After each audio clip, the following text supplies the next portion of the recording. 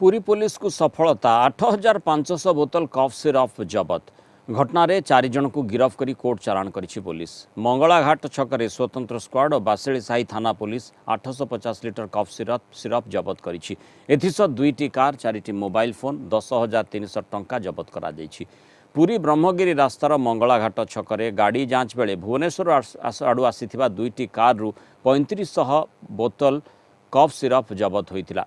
4 जन को पचराउचरा पर मनोज कुमार भूया नामक व्यक्ति घर आउ 5000 बोतल कफ सिरप जबत करा जाइथिला।